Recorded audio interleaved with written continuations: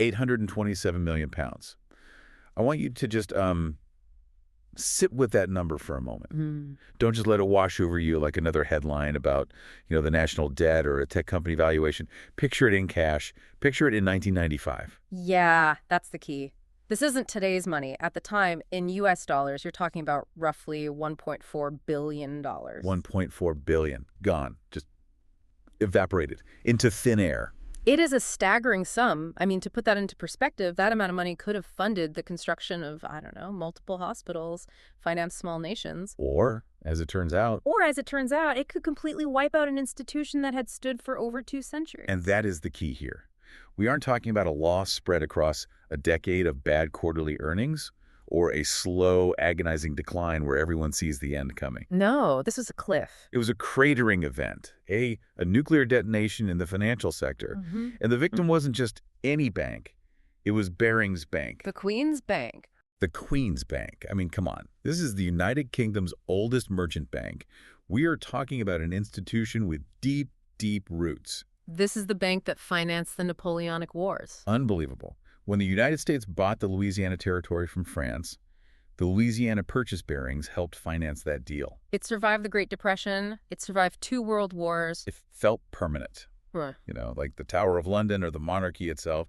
And then, effectively overnight, it was brought to its knees. And usually when you see a collapse of that magnitude, particularly of an institution that entrenched, you expect a really complex web of causes. Right. You expect a rival nation state conducting economic warfare. You expect systemic rot involving the entire board of directors, or, a massive, sophisticated criminal syndicate with hundreds of operatives and supercomputers. Right. You expect a Bond villain. You expect Blofeld stroking a cat in a volcano lair. Yeah, exactly. But here, we don't have a syndicate. We don't have a geopolitical conspiracy. We have Nick Leeson. One guy. A 28-year-old derivatives trader. A working-class kid from Watford. That is the part that absolutely blows my mind. This isn't a story about a boardroom of gray-haired executives in smoke-filled rooms plotting to defraud the public. No. It's about one young man in a brightly colored trading jacket in Singapore, basically gambling the whole house, and losing. It really is the ultimate case study in the butterfly effect, or maybe more accurately, the snowball effect. The snowball effect. I like that. It's about how a small snowball, a tiny little lie, rolling down a very steep hill, can eventually trigger an avalanche that just buries a mountain. So that is our mission for this deep dive. We are going to unpack how on earth this happened. How did a boy from a council estate in Watford end up holding the fate of the global financial markets in his hands? Yeah. We aren't just going to look at the numbers. We're going to look at the psychology of the cover-up. We need to understand the sunk cost fallacy that drove him, the absolute failure of the checks and balances that should have stopped him, and just the human story of how a little lie becomes a billion-dollar disaster. And we have a great stack of sources for this one. We're analyzing the biography and criminal proceedings of Leeson, his own accounts from his autobiography Rogue Trader, and of course the official inquiry reports. It's going to be good. It is a fascinating and frankly a terrifying look at the man behind the headlines. So let's rewind. Let's go all the way back to the beginning. Who is Nick Leeson? Because when I think Rogue Trader destroying a merchant bank, I picture someone who went to Eton, then Oxford, Someone born with a silver spoon. Exactly. Someone born with a silver spoon in their mouth, wearing a signet ring, and speaking in that very specific upper crust received pronunciation. And this is the first misconception we need to clear up, and it's so crucial to understanding the psychology at play here. Yeah. Nick Leeson was born on February 25, 1967, in Watford, Hertfordshire. His background was very much working class. The sources mention he grew up on a council estate. For our international listeners, that's basically public housing. Exactly. His father was a self-employed plasterer. His mother was a nurse. This was a grounded, blue-collar upbringing. Right. He attended Kingway Junior School and then Parmiter School in Garston. He wasn't rubbing shoulders with the children of dukes and earls. Not at all. And academically, was he some sort of Goodwill Hunting style secret genius? Did he show early signs of financial brilliance? Not in the traditional academic sense, no. He left school after the sixth form in 1985. He had 6 O-levels and 2 A-level passes. Well, okay. It's respectable, certainly. It shows he was competent. But it is not the academic pedigree you would typically associate with the high-flying world of international derivatives trading in the 80s and 90s. Not at all. I mean, in that era, the City of London was still very much an old boys club. It really highlights the contrast, doesn't it? You have this incredibly old-school aristocratic institution like Barings, where pedigree was everything, and then you have Leeson. It makes his rise seem even more impressive at first. It does. He must have had a massive chip on his shoulder. I think that's a fair assessment. He started at the absolute bottom. His first job was as a clerk at Coutts' private bank on Lombard Street. Coutts. Again, very posh. Very posh. That's where the royal family banks. But Leeson wasn't managing their wealth. He was settling paper checks. He was in the plumbing of the banking world. Precisely. Crediting and debiting accounts. It's tedious, detailed work. But, and this is important, it teaches you the mechanics of how money moves. It teaches you where the cracks are in the system. Right. So in 1987, he moves to Morgan Stanley. Moving up in the world. A big hitter. A massive step up. But he was still in the back office. He was in the futures and options back office, clearing and settling derivatives. And this distinction is going to be the engine of our entire story, the difference between the front office and the back office. Okay, let's break that down because I feel like the cultural difference between those two rooms is everything. Front office is the glamour, right? That's the trading floor, the shouting, the phone slamming, the buying and selling. It's the Wolf of Wall Street. Correct. The front office creates the revenue. They are the rock stars. They get the massive bonuses, the client dinners, the glory. Okay. The back office is the engine room. They do the paperwork, the settlement, making sure the trades actually happen, and the money is where it's supposed to be.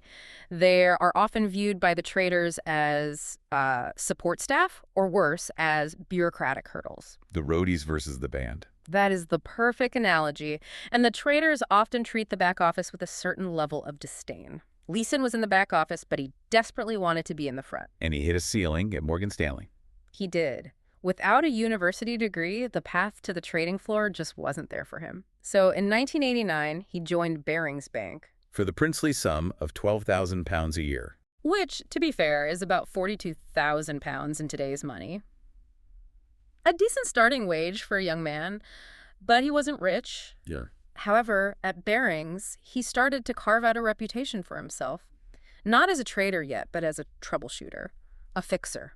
I love this part of the story because it shows he was actually good at his job. He wasn't incompetent. He was actually a very effective operator. Incredibly competent at the administrative side. There's a specific incident in 1990 that really cemented his reputation. He was sent to Jakarta, Indonesia. Okay. Barings had a massive mess on their hands, about $100 million in unpaid share certificates. Just sitting there. Just sitting in piles. It was a backlog nightmare. The back office in Jakarta had completely melted down. Leeson goes in, rolls up his sleeves, and he sorts it out. He untangled the knot. He did. He cleared the backlog. He proved he could handle pressure, that he could navigate chaos, and that he understood the systems better than anyone else. So to the executives back in London, he looked like a safe pair of hands. The safest. And then he even investigated fraud, didn't he? Yes. The supreme irony of this timeline. Mm-hmm. In 1991, he returned to London to investigate a case where another employee was using a client's account to trade on their own behalf. He helped unravel that scheme. So by 1992, Barings looked at Nick Leeson and saw a loyal, effective, sharp employee who understood the plumbing of the bank better than anyone. Which makes what happens next so tragic. He had built this solid reputation. He was the guy you sent in to fix the mess. So naturally, when Barings decides to expand, they look to him. April 1992. Barings opens a futures and options office in Singapore. Their goal is to trade on CIMEX, the Singapore International Monetary Exchange. The Asian markets are exploding at this time. It's the place to be. That's where all the action is. They need someone to run it. They choose Leeson. He's appointed general manager. This is his big break. He's going to run the show in Singapore. He is finally getting his shot at the big time. Just everything he wanted. But before he even gets on the plane, there is a massive red flag. Yep. A huge sliding doors moment that nobody seems to notice. Or rather, a red flag that gets buried. This is a critical moment. Before leaving for Singapore, Leeson applied for a broker's license in the UK. You need a license to trade. And he was denied. Denied? Why? He was their golden boy fixer. Fraud on his application. Oof.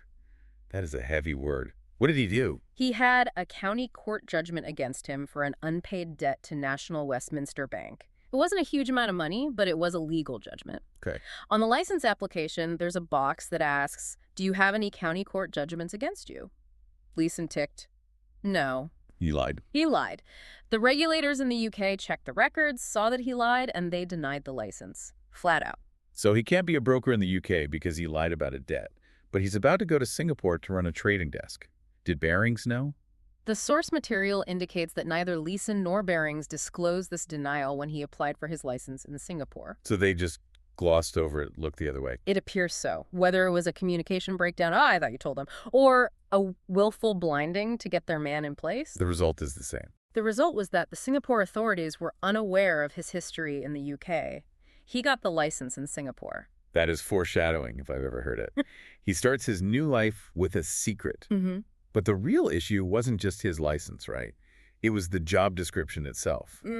This is where the expert in you must be screaming at the transcript. Oh, this is the part that makes every risk manager, auditor, and compliance officer in the world wake up in a cold sweat. Laughs. I can imagine. In Singapore, Leeson was appointed general manager. That meant he was in charge of the front office, the traders executing the bets on the CEMEX floor. But he was also in charge of the back office, the people settling the trades and checking the accounts. Okay, let's unpack this. Why is that such a bad thing?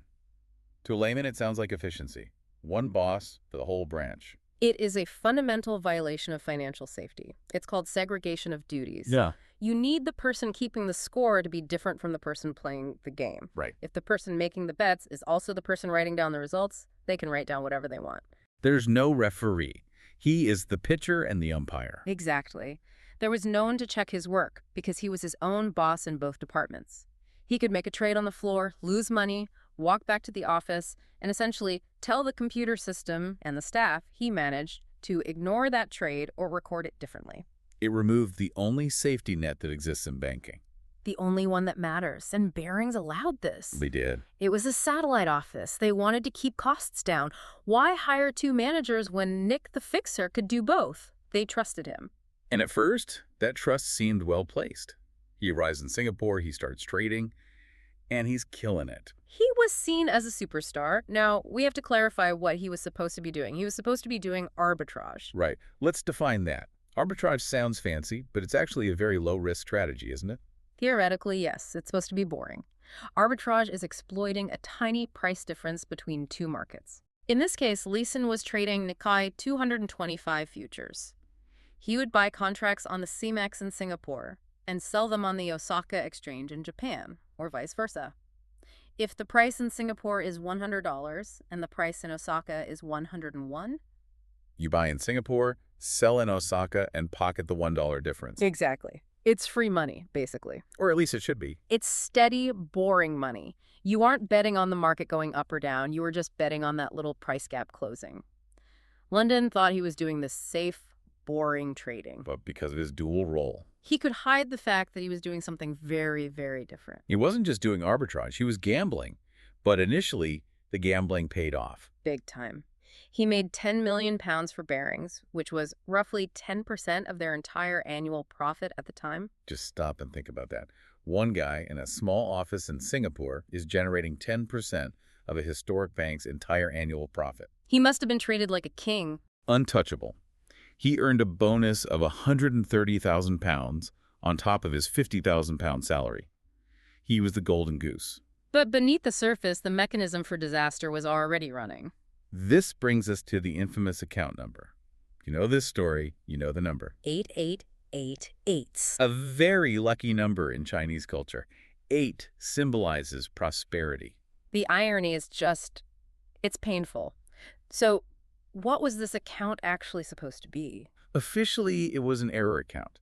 In trading, especially back then, with open outcry, pits people shouting, using hand signals, paper tickets mistakes happen constantly. Yeah. You buy when you meant to sell. You buy 100 contracts instead of 10. These small discrepancies happen every single day. So it's like a junk drawer for small mistakes until you can sort them out. Precisely. You put the bad trade in the error account, you unravel it, you take the small loss, you report it, and you move on. It is standard practice. Yeah. But Leeson began using it for a very different purpose. And the sources say the first time he used it illicitly, it wasn't even for his own mistake. That's the story Leeson tells, and it aligns with the timeline. He claims he first used account 888888 to hide a mistake made by a subordinate. A young, inexperienced team member had been assigned to buy 20 futures contracts for Fuji Bank. Instead, She sold them. she sold them. A classic mix-up. But the market moved, and suddenly that mistake has a price tag. How much? It cost Barings £20,000. Now, in the grand scheme of a merchant bank, £20,000 is a rounding error. It is manageable. Right. If he had reported it. He would have taken a slap on the wrist, maybe the junior staffer would have been reprimanded, but life would have gone on. But Leeson didn't report it. Why? He wanted to protect his team, he wanted to be the good boss, and perhaps, more importantly, he wanted to protect his own image as the manager who ran a tight, flawless ship. He didn't want London to think his office was sloppy. So he hid the loss in account 88888. He did. And that is the first step on the slippery slope. Once you realize you can hide a 20,000-pound loss and no one notices, it becomes a tool. It becomes a solution to every problem. He used it to cover mistakes by a trader who came in hungover. It became the rug under which he swept all the dirt. But then, Leeson himself made a massive error. Okay. He forgot to reconcile a discrepancy of 500 contracts. 500 contracts. Yep. That is a significantly larger problem than 20 contracts. We're talking about a US dollar loss of $1.7 million. Wow. Okay, so now the stakes are totally different.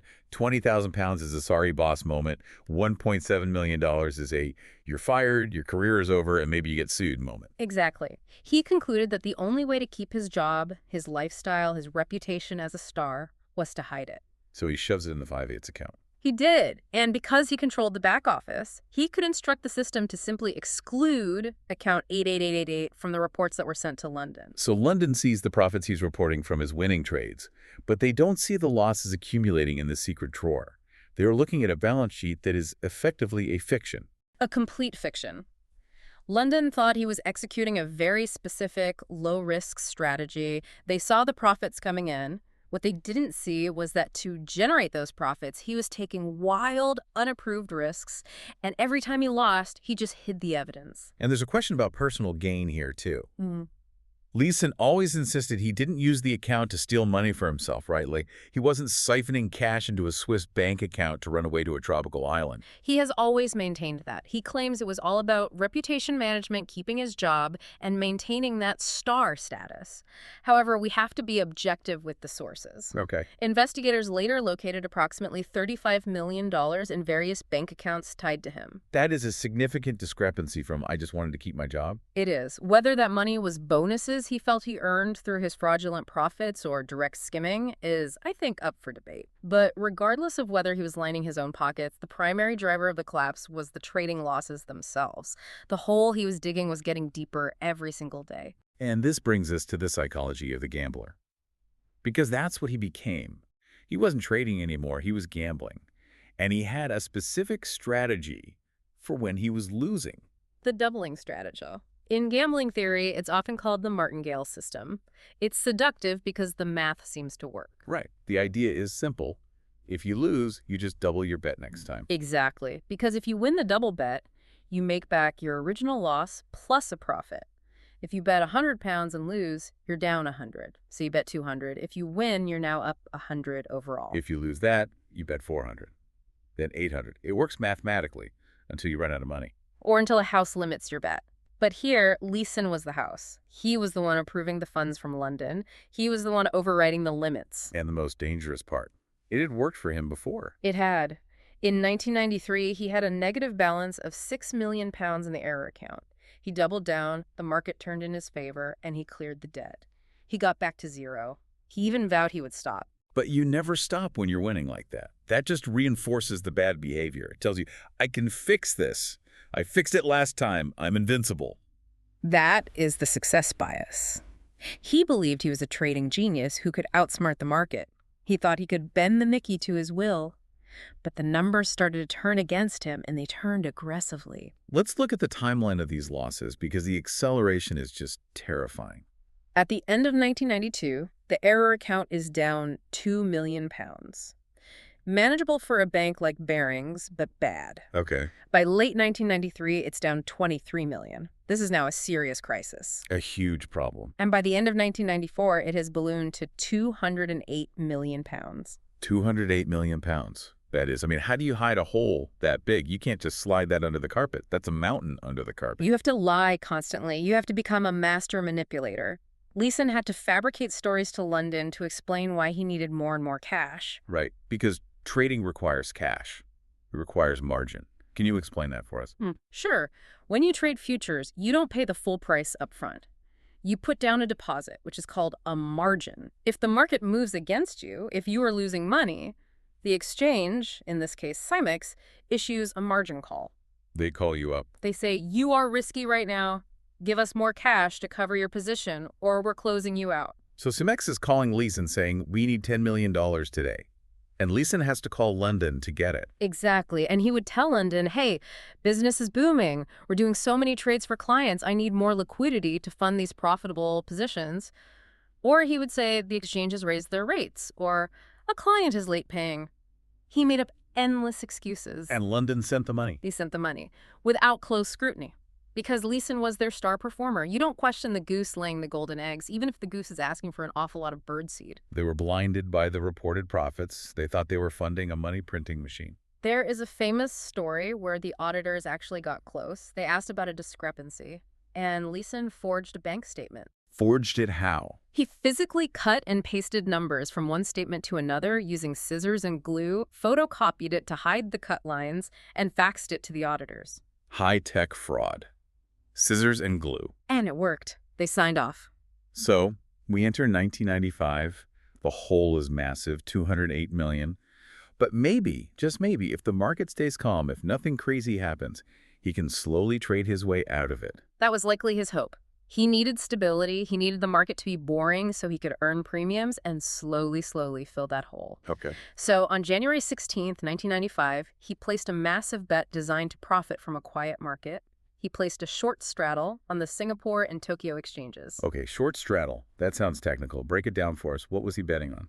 A short straddle is a volatility strategy. You are betting that the market will not move significantly up or down. So, stability. You want the price to stay within a tight range. You're essentially selling the potential for big movement. If the market stays calm, you collect the premiums, the fees, and make a profit. It's a bet on boredom. So he's looking at the Japanese economy and saying, stay still, don't do anything crazy, just have a normal Tuesday. Yes.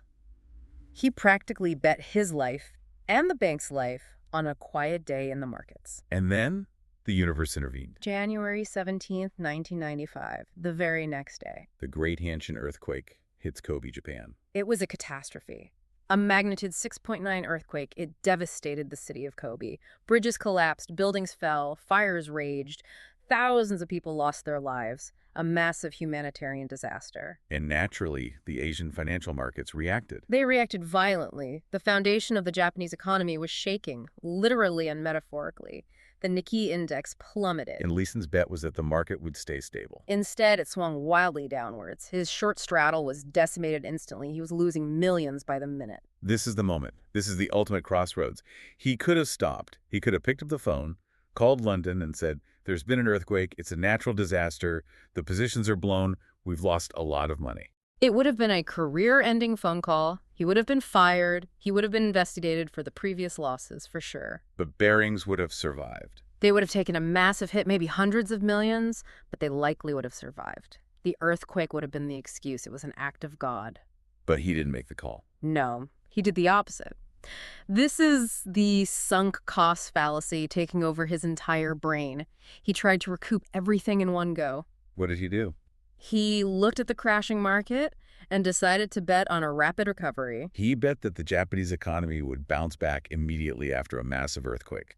That seems insane. It was a long future arbitrage, a desperate, massive bet that the Nikkei stock average would rise. He was buying futures contracts aggressively. He was effectively trying to prop up the entire Japanese stock market single-handedly with Barings' money. He was trying to catch a falling knife. And he was doing it with money Barings didn't really have. He was leveraging the bank to the hilt. But the recovery never happened. The aftershocks continued, the damage assessment grew worse, and the market stayed down. And the losses just kept ticking up. Every time the number on the screen dropped, Barings lost millions more. By February, the game was up. The losses in account 800-888 reached £827 million. 827 million. Which was twice the available trading capital of their entire Barings group. He had bet the bank. Oh. Literally. Yeah. And lost it twice over. He had lost the bank, the equity was gone, the reserves were gone. It was all gone. So what does he do? The walls are closing in. The margin calls are coming in. And he has no more lies to tell. Does he face the music? On February 23rd, 1995, Nick Leeson leaves a note on his desk. 2 words. What did it say? I'm sorry. And he flees. He runs. He and his wife, Lisa, they flee Singapore. Imagine that flight. You're sitting in economy class, knowing that when you land, the entire global financial system is going to be talking about you. Knowing you've destroyed a 233-year-old institution. 3 days later, February 26, Barings Bank is declared insolvent. There was a frantic attempt in London to organize a bailout. The Bank of England got all the major banks in a room. We need to save Barings. But when the other banks saw the scale of the black hole, that 827 million number, they walked away. Nobody wanted to touch him. Nobody. The Bank of England didn't step in to save it, and Barings collapsed. Imagine the scene in London. People showing up to work at this centuries-old bank, finding out it's gone. 1,200 employees lost their jobs. People lost their pensions, all because of account 88888. Meanwhile, Leeson is on the run. Where did he go? It was a global manhunt. He was the most wanted man in the world. He went to Malaysia, then Thailand, and finally made his way to Germany. He was trying to get back to the UK, right? He was. He thought he would get a fairer trial there. He was terrified of the Singaporean judicial system. Singapore is known for being very strict. He did not want to end up in Changi Prison. But he didn't make it to Heathrow. No. He was arrested in Frankfurt on November 20th, 1995. And then the extradition battle begins. Which he lost. He was sent back to Singapore. The Singaporean authorities wanted to make an example of him. This happened on their watch, on their exchange. They needed to show that their financial laws had teeth. Right. And that you couldn't just treat their market like a casino. So he goes to trial. What was the charge exactly? He pleaded guilty to 2 counts, deceiving the bank's auditors and cheating the Singapore exchange, which included forging documents. Remember the scissors and glue? Scissors and glue. And the sentence. 6.5 years. In Changi Prison. Now, Changi has a reputation. It's not a country club. It's not one of these white-collar resort prisons. Not at all. It's a very strict, tough prison. We're talking sleeping on concrete floors, minimal comfort, strict discipline. And while he was in there, his life continued to fall apart. He got sick, right? Very sick. He was diagnosed with colon cancer. That is just brutal. Facing a prison sentence in a foreign country and then getting a potentially terminal diagnosis. The forecasts were grim. It wasn't clear at all if he would survive the sentence. And his personal life. His wife, Lisa. Yeah, his wife, Lisa, remember, she worked at Barings too. They met in Jakarta. She was part of that world. She was with him when he fled. She stood by him initially. But the strain was too much. The revelations of his infidelity, the constant lies, the pressure of the media. She divorced him in 1997 while he was still incarcerated. So he's in a Singaporean prison. He has cancer. His wife has left him. And he's the most hated man in banking. That is rock bottom. It really is. But against the odds, he survived the cancer. He received treatment. And he was released in July 1999 for good behavior. He served 4 years and 4 months. When he gets out, the world has changed. But his name is famous, infamous. He had become a brand. While in prison, he wrote, he published his autobiography, Rogue Trader, in 1996. Which became a massive bestseller and then a movie. Starring Ewan McGregor. Which is wild. You destroy a bank, you go to prison, and Obi-Wan Kenobi plays you in the movie. It almost glamorizes it, doesn't it? It certainly cemented his place in pop culture. It turned him from a criminal into a character. But he didn't just stop at the book. He tried to rebuild a life. And this is where the story takes a very weird turn for me. He goes into football. Laughs, yes. This is one of those facts that sounds like bad fiction. In 2005, Leeson joined Galway United FC. In Ireland? A League of Ireland football club, yes. What was he doing? Was he the star striker? No. He was appointed commercial manager. Then he rose to general manager. And by July 2007, Nick Leeson, the man who bankrupted Barings, was the CEO of a football club. That is an incredible second act. I used to run a bank into the ground. Now I run a football club. How did that go? Well, there is a bit of irony here. He resigned in 2011 after the club suffered financial difficulties. You can't make this stuff up. You really can't. To be fair to him, Irish football clubs often struggle financially, so it wasn't necessarily a Leeson scandal or fraud, but the headline writes itself, Leeson leaves amidst financial trouble. Right. It's just too perfect. But he also pursued education. In 2003, as a mature student, he completed a Bachelor of Science in Psychology at Middlesex University. Psychology. That makes sense. Trying to understand what happened in his own head. Exactly. He wrote a second book, Back from the Brink. coping with stress. It included conversations with a psychologist. He was clearly trying to process the trauma and the behavior that led to it. Hmm. He admits now that he lacked the emotional tools to just ask for help. And he hits the speaking circuit. Yes, the after-dinner circuit. He advises companies on risk and corporate responsibility. He basically says, don't do what I did. Here is how you spot a me in your organization. There is a detail in the notes about a trading jacket. Oh, yes. In 2007, a trading jacket thought to be worn by Leeson on the Cymex floor, those bright yellow jackets they wore, was sold on eBay. How much do you think it went for? I don't know, a few £100. It went for £21,000. You're kidding me, £21,000. Wow. People love a piece of history, even if it's a history of disaster. But the most recent twist in his career is perhaps the most surprising of all. 2023. Yes. In March 2023, Leeson joined a corporate intelligence firm called the Red Mist Market Enforcement Unit. That sounds like a special ops team from a movie. It does. And his role, he is a private investigator dealing with cases of financial misconduct. So the poacher has turned gamekeeper. Exactly. He is now hunting down people who are doing what he did. He's helping investors recover money from fraudsters. That's one to know one, I guess. That seems to be the logic. He knows where the bodies are buried because he used to dig the graves. So he's living in Galway. He's remarried to an Irish beautician named Leona Tormé, and he's investigating financial crimes. It is a long, long way from the council estate in Watford and a long way from Changi Prison. It is a remarkable trajectory. From clerk to genius to convict to CEO to investigator. So let's bring this home. We've unpacked the timeline. We've looked at the earthquake, the error count, the doubling down. What does this all mean? Why does this story still resonate 30 years later? Why are we still talking about Nick Leeson? I think it resonates because it exposes the fragility of the systems we trust. We think of banks as these monoliths of stability built of stone and logic. But Barings was destroyed because of a failure in what's called operational risk. Operational risk. Define that for us. It means the risk of loss resulting from inadequate or failed internal processes, people, and systems. Right. Barings failed because they let profit blind them to protocol. They let the fox guard the hen house because the fox was bringing in golden eggs. They ignored the red flags because the green ink on the balance sheet was so bright. It's the star culture, isn't it? If someone is making money, nobody asks questions. Precisely.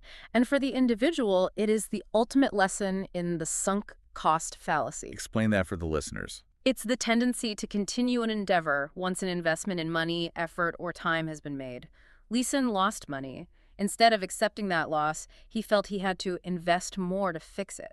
He threw good money after bad. He couldn't accept the initial hit. He couldn't, so he destroyed everything trying to avoid it. It's that moment where you have to decide, do I admit I messed up and take the pain now? Or do I hide it and hope it goes away? And the lesson of Nick Leeson is, it never goes away. It compounds, it snowballs. It's fascinating. It's a story about finance, sure, but it's really a story about pride and fear and human fallibility. And the terrifying reality that a single person in the wrong place with the wrong permissions can bring down a giant. So, here is a thought to leave you with. Nick Leeson is now out there investigating financial misconduct. He's the guy looking for the hidden accounts. Is that redemption? Or is it just the only job left for the guy who wrote the book on hiding losses? That's a question only he can answer, but it certainly suggests that you can't ever truly run away from your past. And for you, the listener, if you made a mistake at work tomorrow, a big one that might cost you your promotion or your reputation, would you own up to it immediately?